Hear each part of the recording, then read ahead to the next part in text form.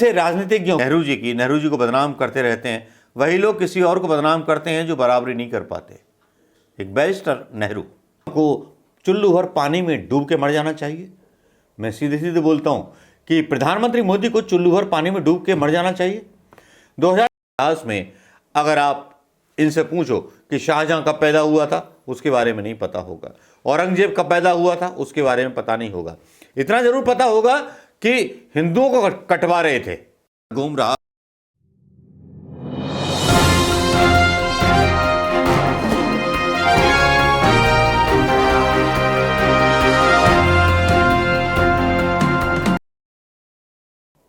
दोस्तों नमस्कार, मैं मनोज कुमार शर्मा आजाद हिंद आवाज न्यूज के लिए आपके बीच में आज एक ऐसे महामानव की बात लेकर आपके बीच में आया हूं।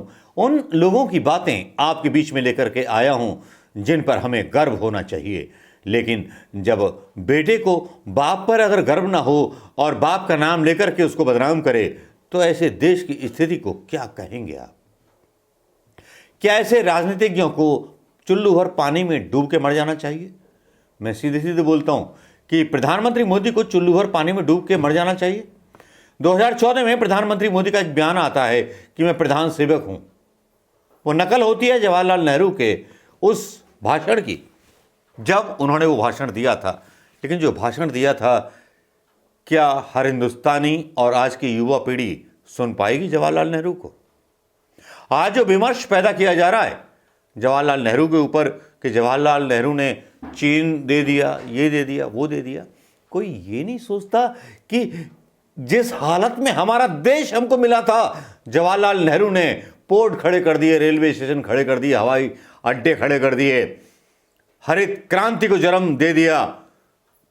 पता नहीं क्या क्या किया जवाहरलाल नेहरू ने। संघियों को पहले तो इतिहास के बारे में कुछ मालूम नहीं होता। इतिहास में अगर आप इनसे पूछो कि शाहजहां कब पैदा हुआ था, उसके बारे में नहीं पता होगा।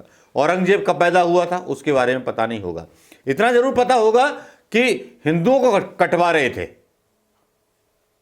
लेकिन अजीमो शान बैरिस्टर लोग, पढ़े लिखे लोग अंग्रेजों के साथ फ्रीडम फाइट लड़ रहे थे।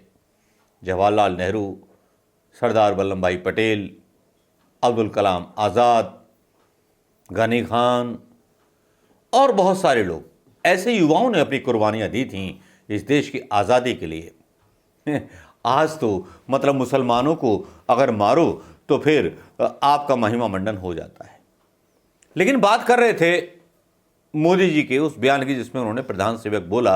आज नेहरू जी के ऊपर मैं सोचता हूं कि एक सीरीज चलाई जाए, और वो सीरीज का ये पहला अंश मैं यहाँ डाल रहा हूँ। नेहरू जी की ये किताब है जो पढ़ रहा हूँ। नेहरू जी ने क्या बोला था, नेहरू जी के शब्दों में बताता हूँ कि नेहरू जी कितने बड़े विचारक थे। और मोदी जी जो बराबरी करते रहते हैं नेहरू जी को बदनाम करते रहते हैं, वही लोग किसी और को बदनाम करते हैं जो बराबरी नहीं कर पाते। एक बैरिस्टर नेहरू। आज एक शुभ और मुबारक दिन है। जो स्वप्न हमने बरसों से देखा था वह कुछ हमारी आंखों के सामने आ गया। चीजें हमारे कब्जे में आईं। दिल हमारा खुश होता है कि हम एक मंजिल पर पहुंचे। यह हम जानते हैं कि हमारा सफर खत्म नहीं हुआ है, अभी बहुत मंजिलें बाकी हैं। लेकिन फिर भी एक बड़ी मंजिल हमने पार की। यह बात तय हो गई कि हिंदुस्तान के ऊपर कोई गैर हुकूमत अब नहीं रहेगी। यहां हिंदी इस्तेमाल नहीं की गई है, यहां उर्दू भी इस्तेमाल की गई है। प्रधानमंत्री मोदी जी, आज हम एक आजाद लोग हैं, आजाद मुल्क हैं। मैं आपसे आज जो बोल रहा हूं, एक हैसियत, एक सरकारी हैसियत मुझे मिली है जिसका असली नाम यह होना चाहिए था कि मैं भारत की जनता का प्रथम सेवक हूं। जिस हैसियत से मैं आपसे बोल रहा हूं, यह हैसियत मुझे किसी भारी शख्स ने नहीं दी है, आपने दी है, यानी जनता ने दी है। और जब तक आपका भरोसा मेरे ऊपर है, मैं उस हैसियत पर रहूंगा, उस खिदमत को करूंगा। नेहरू ने प्रधान नहीं कहा, प्रथम कहा। प्रधान सेवक और प्रथम में अंतर समझिए।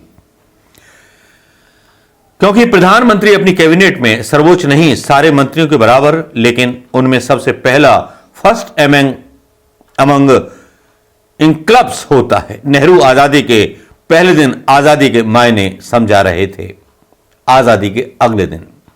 हमारा मुल्क आजाद हुआ, सियासी तौर पर एक बोझा जो हमारी हुकूमत का था वह हटा, लेकिन आजादी भी अजीब अजीब जिम्मेवारियां लेकर के आती है और बोझ लाने लगती है, और उन जिम्मेदारियों का सामना हमें करना है। हम एक आजाद हैसियत से हमें आगे बढ़ना है, हमें अपने बड़े बड़े सवालों को हल करना है। सवाल बहुत बड़े हैं। सवाल हमारी सारी जनता का उद्धार करने का है। हमें गरीबी को दूर करना है, बीमारी दूर करनी है, अनपढ़पन को दूर करना है, हमें गरीबी दूर करना है, बीमारी दूर करना है। और आजादी महज एक सियासी चीज नहीं है। आजादी तभी एक ठीक पोशाक पहनती है जब जनता का फायदा हो। क्या इन पंक्तियों से ऐसा नहीं लगता दोस्तों आपको कि नेहरू आजादी के पहले ही दिन वामपंथियों और समाजवादी की आर्थिक आजादी की बात को उनसे कहीं विस्तार से समझा रहे थे। नेहरू जी आगे बोलते हैं, जहां कौम गफलत खाती है गिर जाती है। लाल किले की प्राचीर से प्रधानमंत्री के भाषण की परंपरा 15 अगस्त 1948 में शुरू हुई। लाल किले से अपने पहले भाषण में पंडित नेहरू ने खुद आजादी को लेकर ये सवाल उठा रहे थे, जिन्हें उनके समय से लेकर आज तक रह रह करके उठाया जा रहा है। पंडित बोल रहे थे, जो लोग आजादी चाहते हैं उनको हमेशा अपनी आजादी की हिफाजत करने के लिए, अपनी आजादी को बचाने के लिए और रखने के लिए, अपने को न्यौछावर करने के लिए तैयार रहना चाहिए। जहां कौम गफलत खाती है वहां वह कमजोर हो जाती है और गिर जाती है, इसलिए हमेशा तैयार रहना है। लेकिन इतना कहकर मैं ये भी आपसे कहना चाहता हूं कि हमारा मुल्क इसलिए अपनी फौज और लड़ाई का सामान तैयार नहीं करता कि किसी को गुलाम बनाए, बल्कि इसलिए कि अपनी आजादी को हम बचा सकें और अगर जरूरत पड़े तो दुनिया की आजादी में मदद कर सकें। बहुत दिन तक हम गुलाम रहे, इससे हमें गुलामी से नफरत हो गई है, तो भला हमें कैसे किसी और को गुलाम बना सकते हैं। इसी भाषण में नेहरू उन सब चीजों से आजादी की बात करते हैं जिन सब चीजों से आजादी की मांग 2016 में उन्हीं के नाम पर बनी यूनिवर्सिटी में छात्र उठा रहे थे, कन्हैया कुमार उठा रहे थे, सारे लोग उठा रहे थे। नेहरू जी का एक अंश और सुन लीजिए। हमने और आपने ख्वाब देखे, हिंदुस्तान की आजादी का ख्वाब। उन ख्वाबों में क्या था? यह ख्वाब खाली यह तो नहीं था कि अंग्रेज कौम यहां से चली जाए और हम फिर एक गिरी हुई हालत में रहें। जो स्वप्न था वह यह था कि हिंदुस्तान में करोड़ों आदमियों की हालत अच्छी हो, उनकी गरीबी दूर हो, उनकी बेगारी दूर हो, उनकी बेरोजगारी दूर हो, उन्हें खाना मिले, रहने को घर मिले, पहनने को कपड़ा मिले, सब बच्चों को पढ़ाई मिले, हर एक शख्स को मौका मिले कि हिंदुस्तान तरक्की कर सके, मुल्क की खिदमत कर सके, अपनी देखभाल कर सके। इस तरह से सारा मुल्क उठे। फिर यही नेहरू समझाते हैं कि असली जय हिंद के नारे का मतलब क्या होता है। थोड़े से आदमियों की हुकूमत की ऊंची कुर्सी पर बैठने से मुल्क नहीं उठते हैं। फिर से कोट करना चाहूंगा, थोड़े से आदमियों की हुकूमत की ऊंची कुर्सियों पर बैठने से मुल्क नहीं उठते हैं। मुल्क उठते हैं जब करोड़ आदमी खुशहाल होते हैं, तरक्की कर सकते हैं। हमने ऐसा स्वप्न देखा और उसी के साथ सोचा, जब हिंदुस्तान के करोड़ों आदमियों के लिए दरवाजे खुलेंगे या उनमें से लाखों ऐसे दर्जे के लोग निकलेंगे जो नाम हासिल करेंगे, दुनिया भर में असर पैदा करेंगे। ये बातें अभी दूर हैं क्योंकि हम झगड़ों फसादों में मुब्तला हो गए हैं, फंस गए हैं। लेकिन इस काम को हमें पूरा करना है। जब तक हमारा ये काम पूरा नहीं होता, जब तक हमारी आज़ादी पूरी नहीं होती, उस वक्त तक हम दिल खोलकर जय हिंद भी नहीं बोल सकते।